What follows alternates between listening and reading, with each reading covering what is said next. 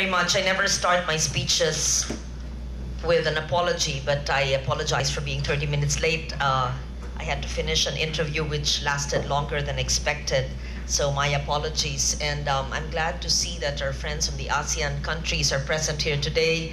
And it's a good way to start the celebration of Earth Day, which is celebrated on Saturday. And as I speak now, preparations are ongoing let me say that we were happy that by Earth Day, the Philippines would have completed its process in terms of being not just an observer, but actually having concurred in the Paris Agreement. And so that process of ratification has been completed. It was on April 22 last year that the Philippines was a signatory in New York to the climate agreement, more popularly known as the Paris Agreement.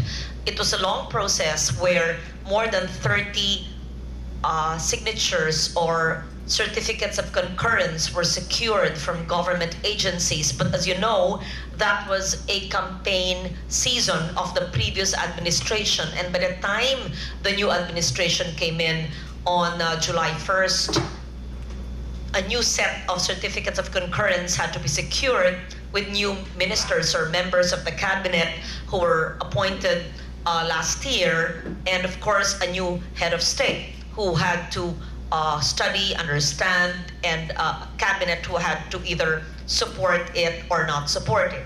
But the good news is, of course, that whole process has been completed, and I'm happy and proud to say that I sponsored the concurrence of the Paris Agreement in the Senate and was able to convince my colleagues convincingly that we had a unanimous concurrence. And actually we shepherded even the transmission of the Paris Agreement up to the Philippine mission in New York and up to the time that it's been deposited in the United Nations. So I would like to start my brief message today pegged on that important ratification.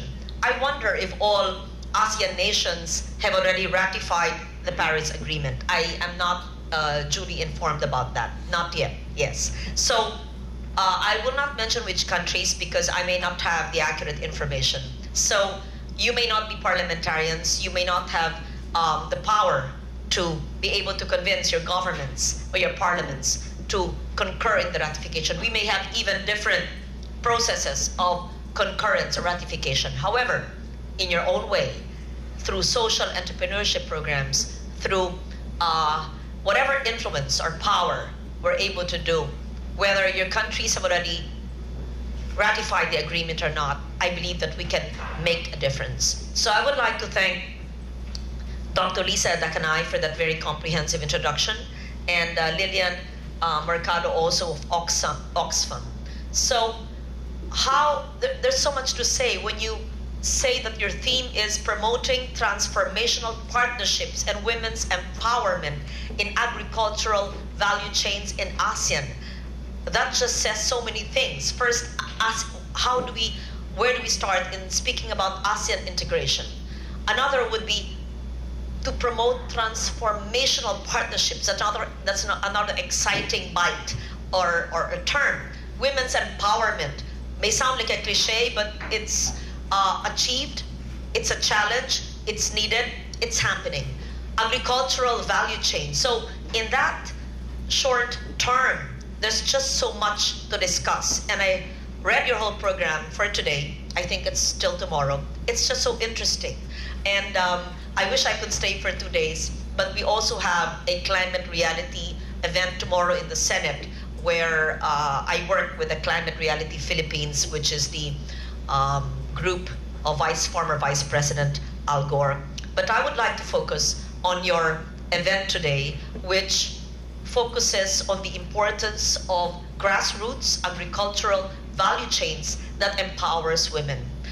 I just came back from a trip to Antique, my home province, which is in Panay, in the Visayas, for those who are not from the Philippines, and came back as well from El Nido municipality in northern Palawan, not just to enjoy the beaches, but more importantly, to go down to the grassroots, to the barangays, even to the sitios, to be able to see whether the programs of government are actually implemented efficiently and effectively. And my staff know this, that sometimes they jokingly, they don't call me senator, they call me kapitana. Because kapitana means barangay captain. I was never elected a barangay captain, of course, that's said in jest, perhaps in, I don't know, I can't find the right word, but it just means that I go down to the barangay, which is the smallest political unit, because most, if not all of my laws are actually implemented in the barangay. Whether it is the ecological solid waste management law that institutionalizes the segregation of waste at source, recycling, and composting, which is so important so that we would not have solid waste flowing into our rivers, our lakes, our bays, our oceans. What was it I saw online the other week when there were women divers who just didn't dive for leisure, but actually retrieved a lot of trash, plastics, and even, I hate to say it, feminine waste used. It's terrible. So why would people consider the bays, the oceans or lakes or rivers as trash bins? That's unconscionable. Why do I mention that? Because if we just respect the waters around us, this would not need to happen. I am not even reading my speech yet. I'm just pegging the introduction of my speech on the importance of going down to the barangay, the importance of seeing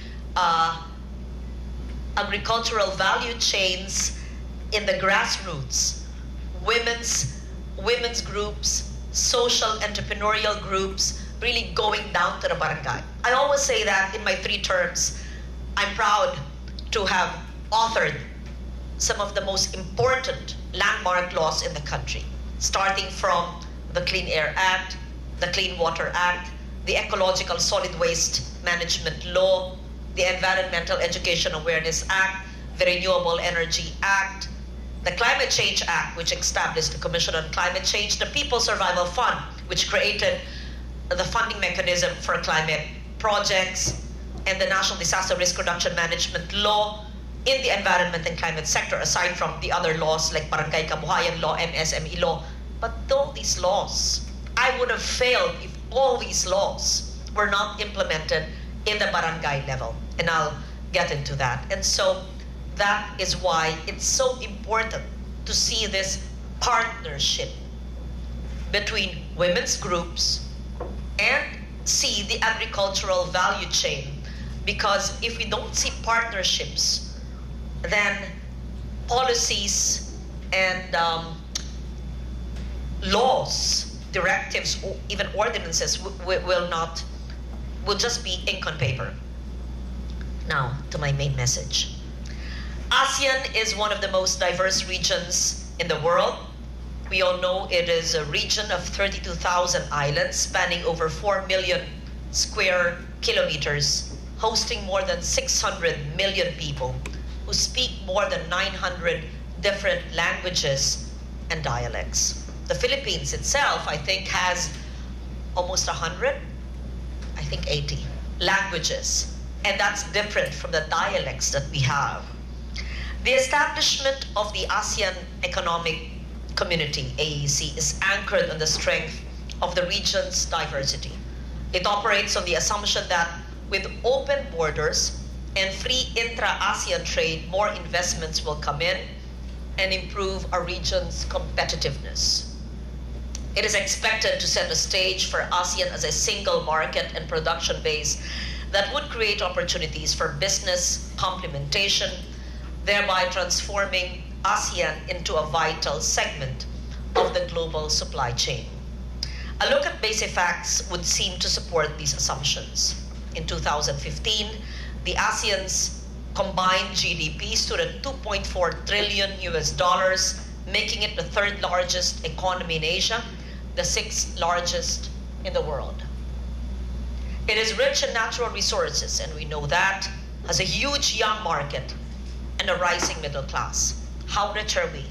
In the Philippines, we have the center of biodiversity. In the Visayan Sea, we have the Verde Island Passage, which is considered so rich in terms of biodiversity.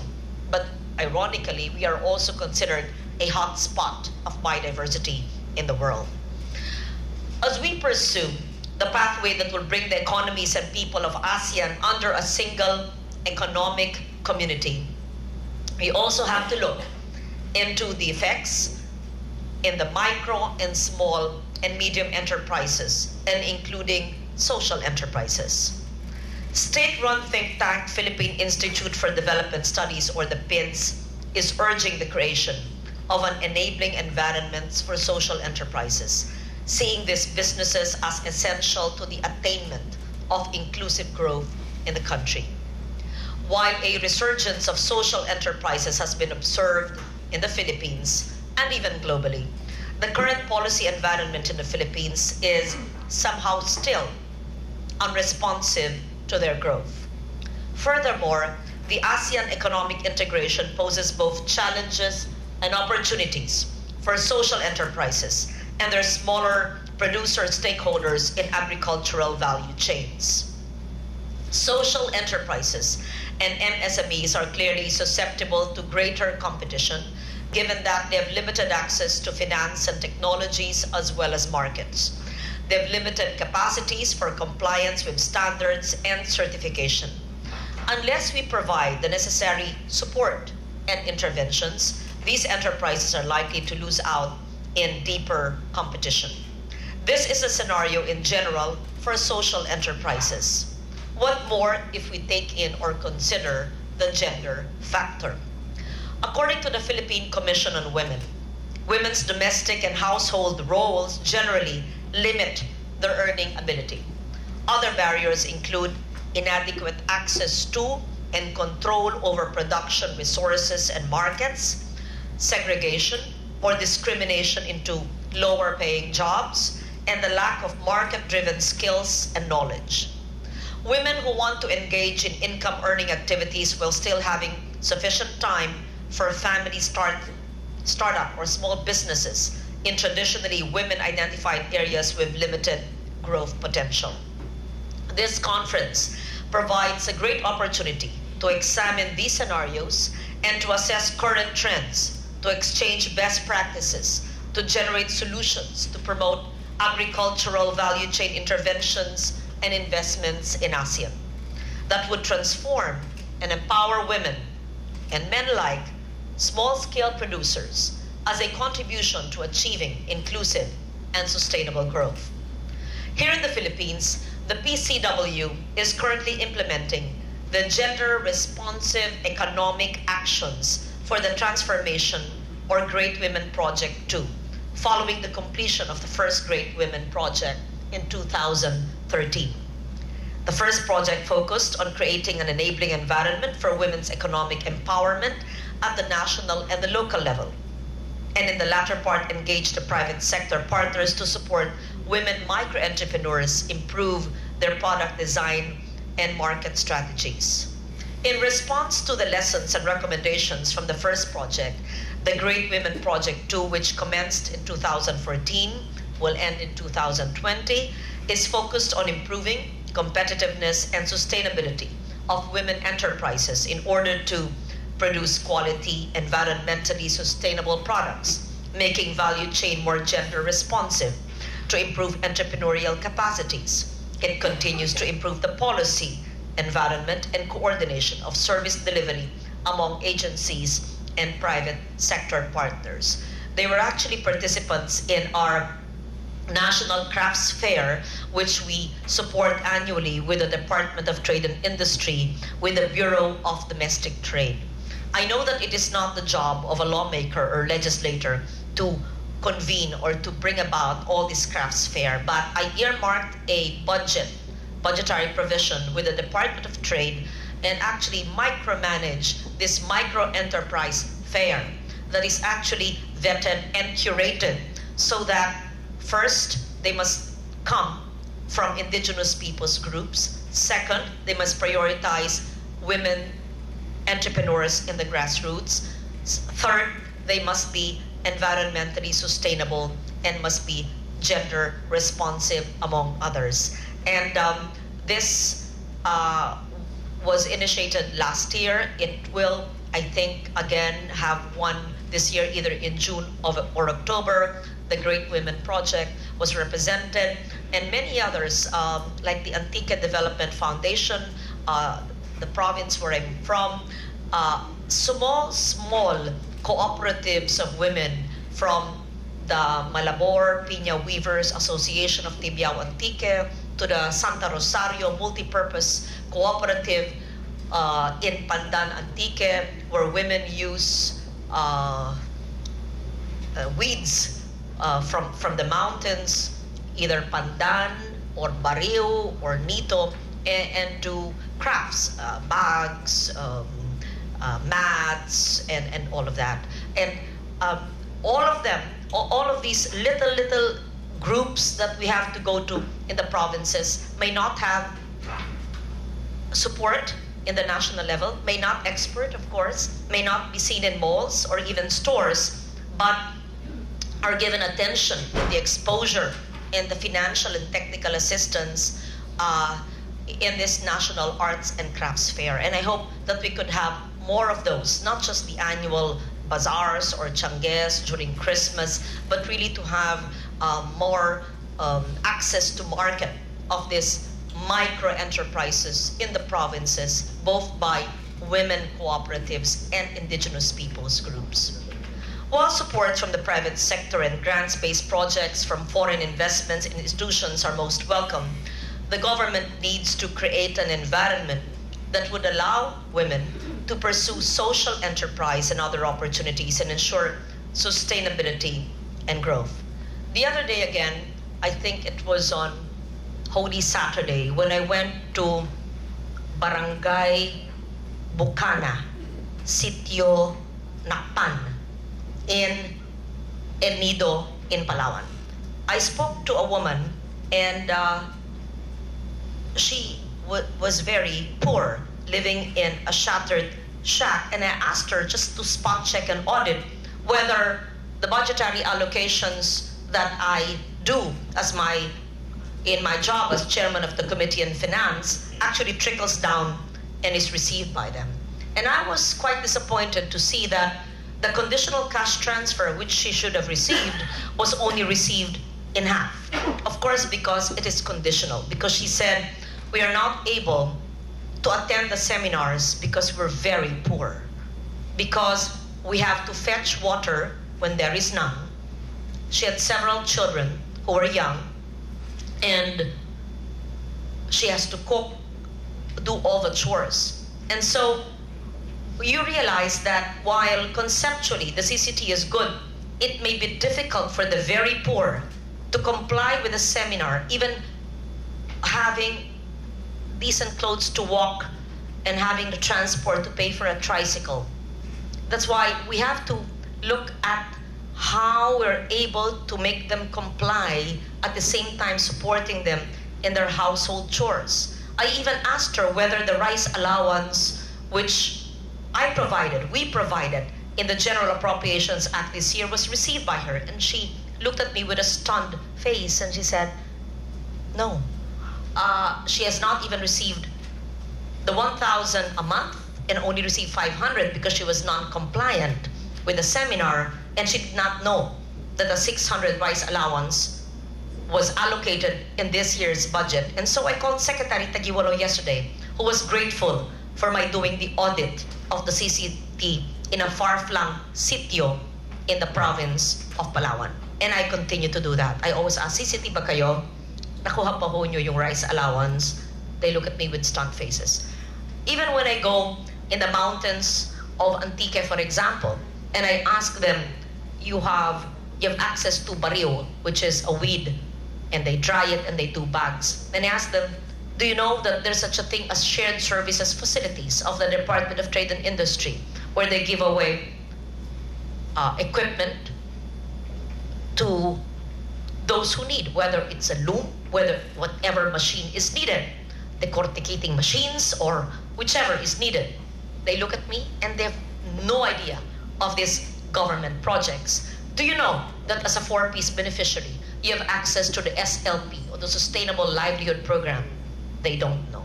Do you know that the Department of Science and Technology has a set-up program for micro-entrepreneurs? They do not know.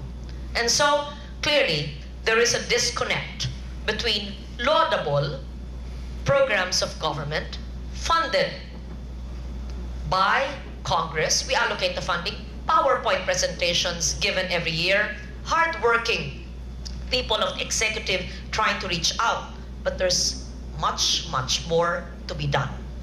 For the poorest of the poor, even the middle class, for everyone to know that these programs exist, to support them, to create sustainable livelihoods. We have many, many laws.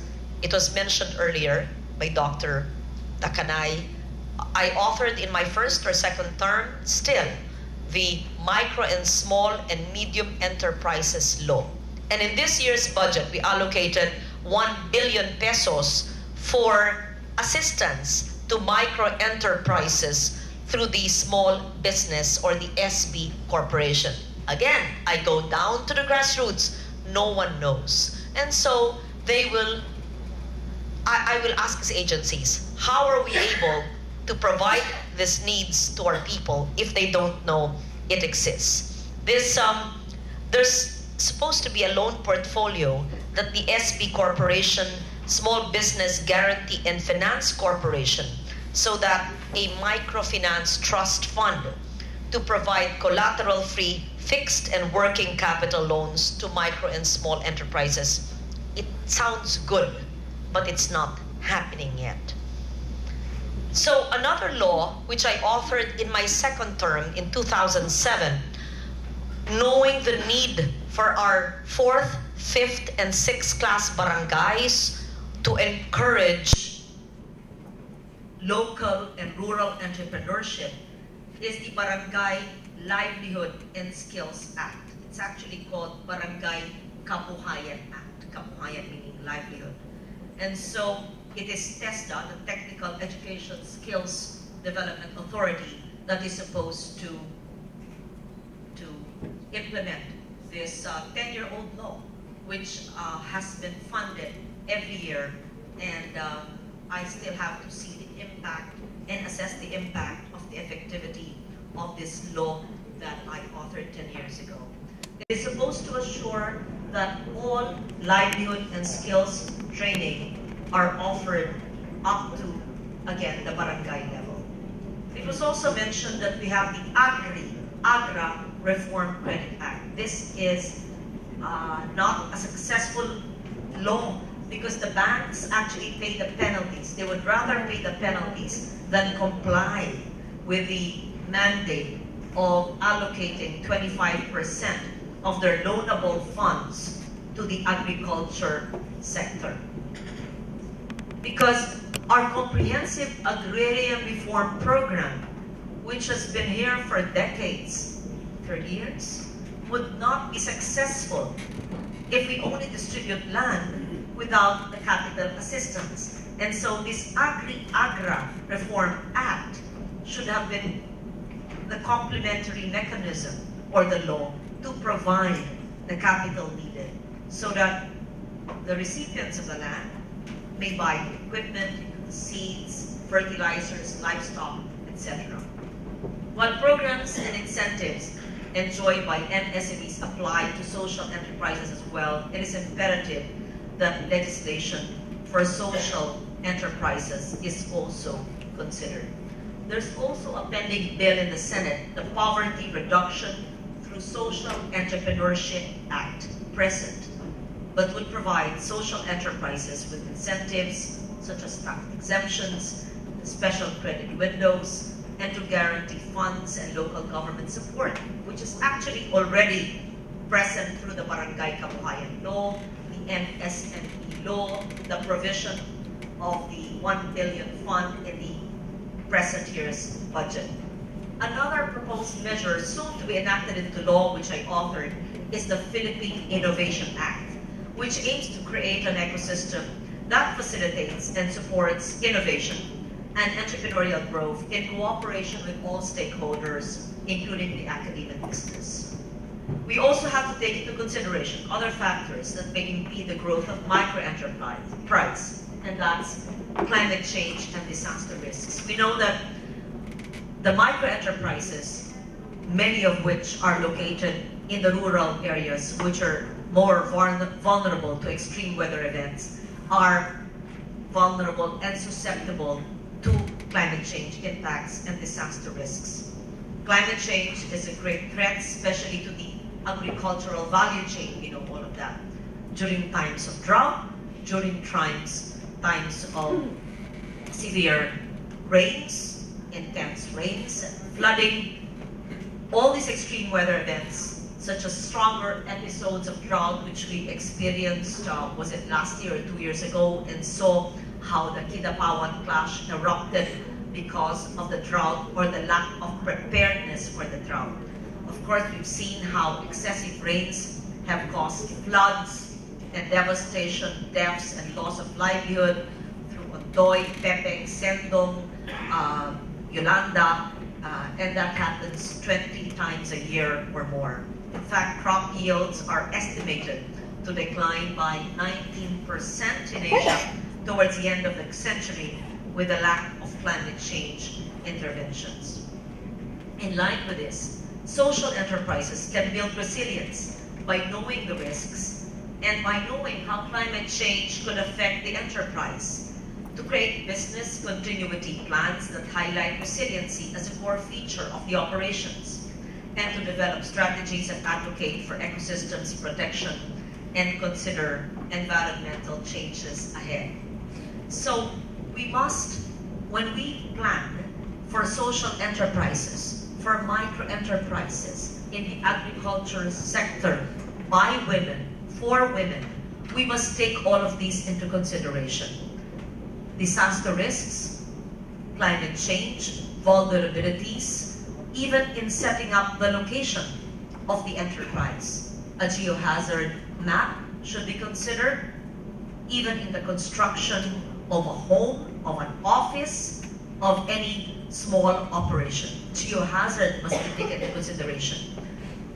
Changes and climate, and the know-how how to deal with the inevitable, which is extreme weather events. Women are likewise effective leaders in resilience efforts. One women-led community effort is to the Sapingit Watershed Sectors Association in Antipolo City. The group, composed of women residents in the area, established a nursery filled with Nara and mahogany seedlings. Women tilled the land, prepared the watershed, planted the seedlings, all aimed at helping restore the Marikina watershed.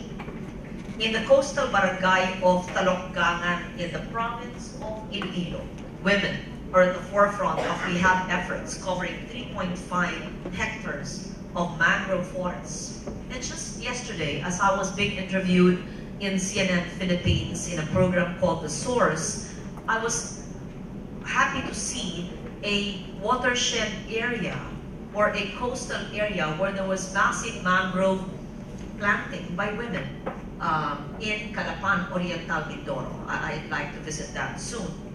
So we see that in terms of mangrove planting, in terms of resilience efforts in the barangay level, this used to be, perhaps decades ago, male-dominated.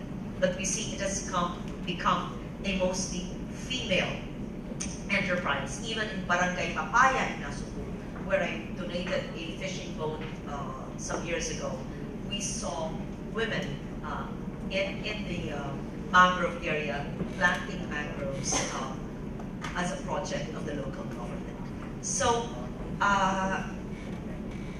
we see all these little efforts in the rural areas, and if this can be replicated in every barangay, depending on the need of that barangay, that would really create impact on the local level. The agricultural value chains provide great opportunities, not only for women empowerment, but also for resilience building. Addressing the risks that could break the chain and adopting sustainable practices would not only ensure continuity of the flow, but also higher quality products. As we tread the path of the ASEAN economic integration, we must make sure that no one is left behind. When we say no one, definitely not the women, definitely not our indigenous people, definitely not the differently able, definitely not the senior citizens, definitely not our youth and our children, definitely not those who are already deprived because of their poverty. Much work obviously needs to be done in order that this community that we all seek to build will be relevant and will help usher in a higher quality of life for all the people in the region. The outcome of this gathering must be a call to action for our respective governments that social enterprises and MSMEs must not be left behind. Instead, be provided with fair opportunities for the development. So all the laws and all the infrastructure in our society and in our government is already available in the Philippines. All we need to do is to make sure these laws are funded, which we are doing, that these laws are implemented by the executive and the agencies of government, and that there is strict, efficient monitoring to see on the ground how lives have changed. And so, what I would do next, apart from, after having authored all these laws and now chairing the Finance Committee and funding it, is to see how lives have changed because of the MSME law. And if no massive changes happen because of this law, then I would have considered my law a failure. I would like to see also how the Barangay Kabuhayan Act implemented by TESDA has changed lives in the 4th and 5th class municipalities. Again, if drastic change has not happened and has not improved the lives, then the law would have been inutile. I'd like to see how the budgetary provisions for small business is really accessed by rural enterprises, especially women. I'd like to see how all of these important measures funded by the national government are actually helping the women of our country. And so that is a challenge facing the Philippines now. The laws are in place, funding is given, we have the workforce of government because 1/3 of the 3.3 trillion budget goes to salaries of government employees. So there's no reason why we cannot implement these laws with the structure, the policy, and the funding, and the people. So the efficiency of the system has to be well-oiled and well-monitored. And I believe that the ASEAN countries face the same or similar challenges. If you don't have the laws in place, ask me, or we could provide it through Oxfam or through Dr. Takanay, because I'm very proud of the legislation we have done. If you have better ways of monitoring how those laws, if already existing, are in your country, teach us so that we would know how to better monitor. And I will say humbly and honestly that there is clearly a disconnect between the national government and its great policies, visionary, well-crafted, and the poverty on the ground.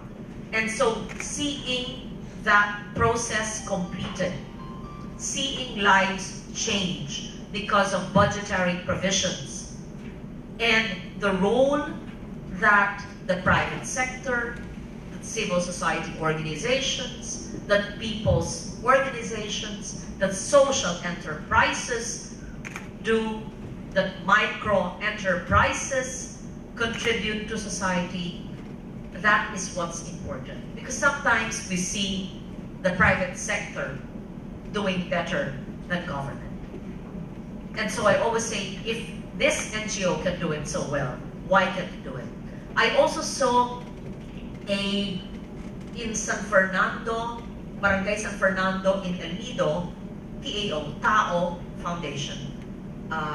It's a 10-year-old foundation that does ecologically sustainable expeditions in the islands of Palawan that have created a foundation where they plant what they eat and have established just Kuyunin-style quarters. Of course, no aircon because no electric fan. There's no electricity in that cove where I went to.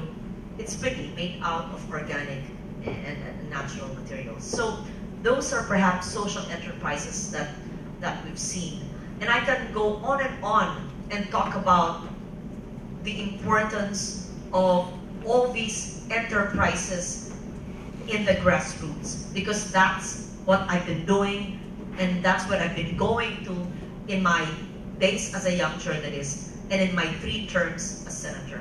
It's always good to talk in aircon conferences like this, but honestly, what I enjoy most is going to the barangays, going to the jungles, going through unpaved roads, going to the far-flung sitios and ask them, do you know this? Have you accessed this? How has your life changed? And if more than 50% tell me that they're not aware of it, then we would have failed as leaders. And so the challenge for me, and actually in the executive, that's why I called the cabinet members, is you need to reach out more to our people on the ground. I don't want to sound like a pessimist. I'm just being very realistic. And while I've established all the laws, which are well-crafted, and we've funded it, the challenge for the Philippines, and perhaps for ASEAN, is to make sure that our laws work for poverty reduction, that our laws work for resilience, that our laws work for building communities and micro-enterprises that could alleviate the poverty of our people on the ground. With that, I thank you very much, and I hope to receive information from you for the next hours, if not 2 days. Give a soft copy of all the panels, the lectures, the sharings, from coffee to tea to other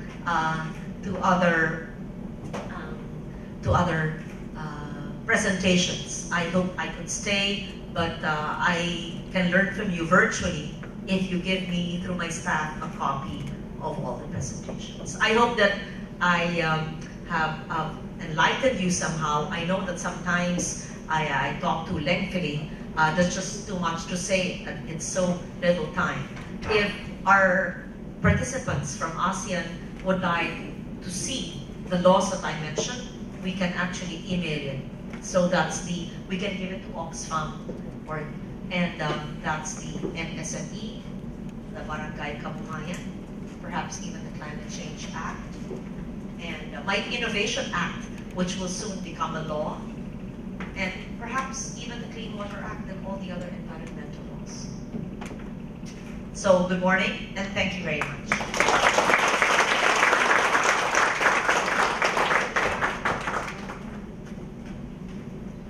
Thank you, Senator Legarda, for that very enlightening and inspiring message.